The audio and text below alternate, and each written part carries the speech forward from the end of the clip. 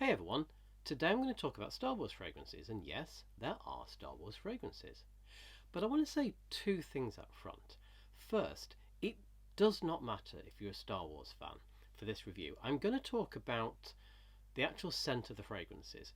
If you are a Star Wars fan, then you're probably going to like some of the packaging there, or you may hate the packaging. You'll definitely have an opinion about it. And secondly, and this is a general thing with branded and some might say gimmicky fragrances, I don't care. I really don't care about the packaging, the labeling, whatever to do with the fragrance. All I really care about is, do I like it? Does it smell nice? Does it smell interesting? And the real revelation that I found is that many notionally gimmicky fragrances actually do smell really good and quite interesting. When we talk about the range of Star Wars products here, there is really quite a range, and there are some gems in amongst them which I think the perfume lovers are going to find quite surprising.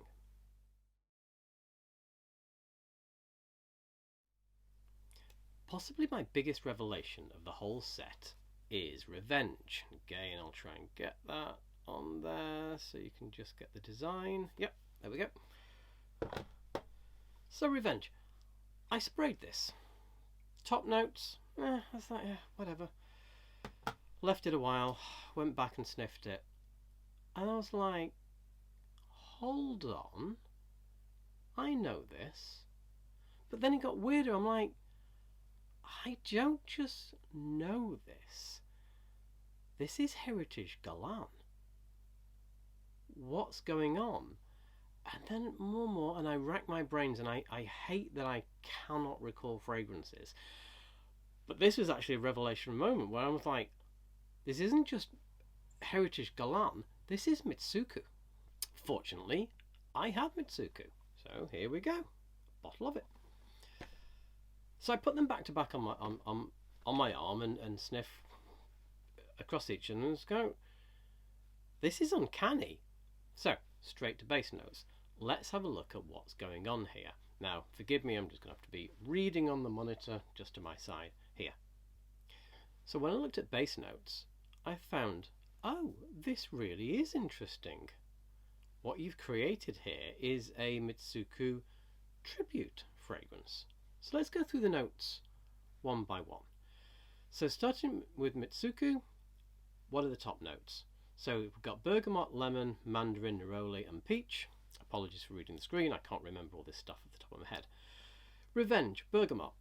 Okay, same note. Then that's got lime and orange. So we've swapped lemon in Mitsouko for lime. Orange, we've got mandarin, neroli, we've got orange. Revenge also has black pepper, but we'll get back to that, and cypress. So, okay, we've got some slight differences. Mid-notes. Mitsouko, rose, lilac, jasmine, ylang-ylang, and clove. Revenge, rose, again the main note, labdanum, which we'll get back to, and geranium. So, there's a bit of a difference. I mean, they're not identical. Mitsouko's definitely got a lot more going on, but even the first two we can see a commonality, and it was actually the base notes which first really struck me. So base notes, Mitsouko, vetiver, revenge, ding. Mitsouko, amber, ding. Oak moss, ding. Patchouli, ding. Sandalwood, ding.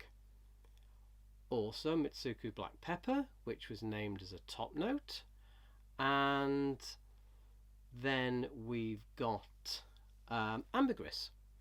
Ambergris is not named in Revenge. However, labdanum is quite an interesting ingredient, which can double for lots of things, including ambergris. So, yeah, Mitsouko. Again, if we look at the base notes, we've got cinnamon, citrus, myrrh, musk, and you can definitely smell the depth of those things in Mitsouko. It's got such an elegance to it and sophistication and depth, etc.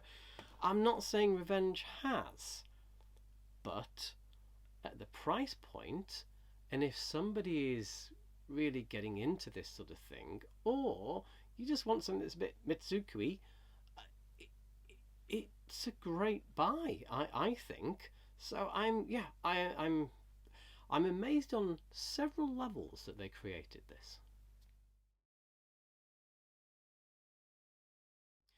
Moving on to the other range, let's start again with a pair, and that's light and dark. You can buy these individually, or sometimes you can still get this sort of limited edition box. It's again, it's quite nice as a product. And the whole thing about this range, the other range, is that everything is really quite well made. They are beautiful products. They're at a higher price point. I think these are about £24, so probably $25. So this is relatively well constructed. I have much more expensive fragrances with much worse constructed boxes. Now from these two, my first revelation of this set was Star Wars Dark. It's a floral Woody Musk. Again, quite a generic sounding scent, but this is one where they really could have done a lot less. These are going to sell on the name, and they're probably going to almost entirely sell on the name, not really on the smell, because I think people are going to overlook what these smell like. They're just going to buy them because they're into the brand, or they're going to give them as a present because they know somebody likes the brand. But Star Wars Dark, this is the first one where it's like, actually, this is quite good. There's quite a lot going on here. It's got, at the top it's got aldehydes and grapefruit. Underneath it's got things like vanilla and chocolate. It's a really strange mix. Personally, one of the delightful things about it is that I wear it, and it's one of those fragrances where people comment and they go, "Oh, that's interesting. What are you wearing?" And I say, "Well, it's Star Wars Dark." And they're like, "What? Star Wars?" And I'm like, "Yeah, A, Star Wars make fragrances, and B, they made this fragrance, and it's nice." And people are like, "I cannot believe that something like this smells that good."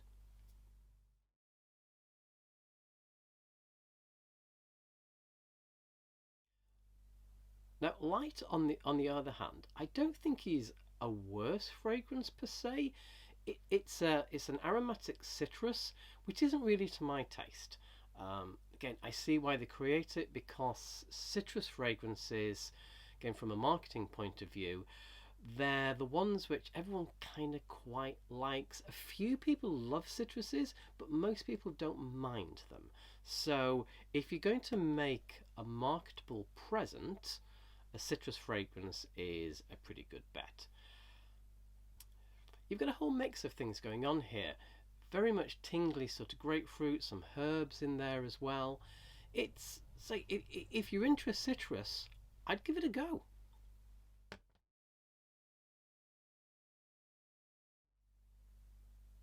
I think my least favourite of this group is Ray, so I'll probably talk more about the packaging here. It's marketed as a woody floral musk, and it's like, okay, so you're throwing in a whole bunch of stuff here. Again, grapefruit is a top note, which is quite common to this range. It's got some rose, some patchouli, it's got all kinds of things, but it's a bit of a muddle. But just try and get the packaging here. All the packaging has this kind of look to it. So if you're a fan of Ray, I mean, why not? There's a back. They all open like little books. You get your symbol, your allegiance symbol there. Opens up, and they're all quite lovely bottles. This one's in a sort of copper.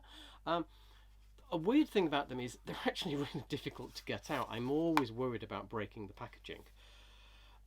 But they're all quite interestingly presented. So, Revenge is in black, and they all have this sort of holographic affair.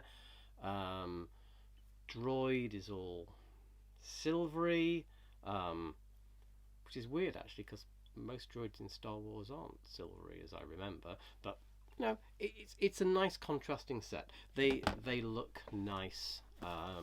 There's almost a set of books on your shelf.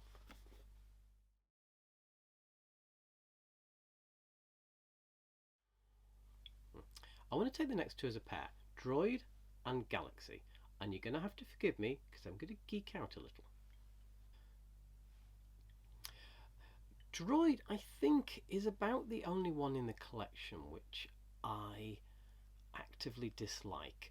It's like Ray in that it just seems very muddled, but in this case, I think the combination they've gone for with the sort of mint, bergamot, and I don't know, amber, there's a whole jumble of things thrown in there. And I'm afraid I think one of the worst insults you can give to a perfume is that it smells like toilet cleaner. And this doesn't, but it's definitely heading in that kind of direction.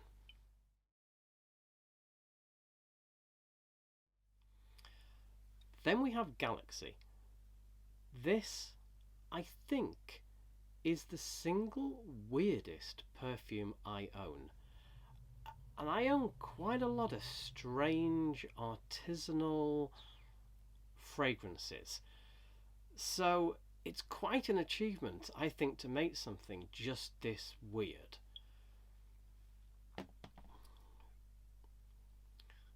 The way I thought about this as soon as I sniffed it was I imagined waking up and opening the box on my first droid and opening the case and getting a sort of box fresh smell of wires and cleaning fluid and weird exotic off-world materials. It's got things in this which I cannot work out, can't really describe. And the single biggest crime to me is it's called Galaxy. This is not what a galaxy smells like. This is what a droid smells like. This is not what a droid smells like. This is what sort of the cleaning fluid that you'd maybe use on a really old droid that you were going to send out into the fields to, fix your water reclaiming devices or whatever they had on Tatooine. I'm sorry, fans. This is the smell of a droid. I wear it sometimes, not often, because it's just strange. I don't often find myself in this mood, but when I do, nothing else will really fit. And I do just love owning it because I go back to it every now and again, just re-sniff it and go, yeah, that's as weird as I thought it was the first time I smelt it. So to say, anyone just into perfumes and into some weird stuff. So if you search out the strange artisanal creators around the world, try this. Again, it's really cheap. It's about £24, $24. Let me know what you think. Amidala is an interesting product, and here it very much is a product. Um, the packaging is interesting. Again, whilst I don't judge perfumes by the packaging, I do judge the packaging, sort of as a separate category, really. So I think Star Wars fans and maybe younger Star Wars fans are going to enjoy this concept. I mean, it's effectively trying to be a lightsaber. It's a standard bottle. It does this amusing way of opening where you press with one thumb, and if I can get it right, it does that. Generally, I open this more carefully because I'm a little worried about this flange actually breaking off. So it's a nice idea. It's cute. It's very shiny. If you're into your shiny golds, it's a fun object. The fragrance. Well, it's a fruity Sephora. And why I say it's a product is that this is very much a category of smell. It's something which is marketed to basically the same audience of teen girls, rebranded, slightly reformulated year after year. I think the best example of this is Fantasy by Britney. I still love this because I think of this set of fragrances. Britney does kind of just more than all the others. It's got many more interesting notes to it. We also have Killer Queen by Katy Perry, which again is doing roughly the same things. It's hitting the same audience, and we can see now as the years move on. And then more recently we have Sweet Like Candy by Ariana Grande. And in terms of closeness of match, I'd say these are the closest. But say it very much is a family. So if you like this sort of thing, one thing about the Star Wars The Disney Collection is a price point. This I think cost me about £12 or £14 on Amazon, and it's one of those, I think about functional equivalents in fragrances. Functionally, it does about the same thing, and from a marketing point of view, if we think of the category that it sits in, it does the same thing as the Ariana Grande, the Britney, etc. So there's nothing wrong with it. I'd say we have the same story when it comes to Jedi, which is the one aimed at men, boys. It's a very simple sandalwood musk. It's that smell, that sort of locker room, changing room smell of a teen boy's, first getting into aftershave and things like that. I personally really dislike this kind of smell. It's too harsh, it's too tingly for me. But again, in terms of a marketing idea, in terms of market placement, I think it really does fit that niche very well. So again, if you're thinking about buying this as a present for someone, a young male, or somebody who likes male fragrances, then this really is a great economical starter. So to round up, my three top picks are, if you want a very light, flowery scent which does that targeted to teen girls thing, get Amidala. It's really lovely. This is on my rotation when I'm feeling in, a light girly kind of way. I love this. If you want something a lot more soothing, very rounded, quite in a way sort of soft and gentle, dark. And if you're feeling in a heritage Guerlain mood, but you either don't have access to Guerlain or you just want to wear a cover version of it, then go for Revenge. On the whole, I'm massively impressed by what Disney Star Wars have done here. I said it before, they could do a lot less. People are not going to buy these on the strength of the fragrance, I don't think. They're going to buy it because of the packages, because of the religions, because of their favourite characters, etc. So they could just have had just horrid stuff here. I mean, okay, there are a couple I just don't like. Rey and Droid. I think they're overly confused. I'm not sure what they were going for there. But the other ones which aren't to my taste still are well made examples of that type of fragrance. So have a look on Amazon, see if you can get yourself a version, and let me know in the comments what you think.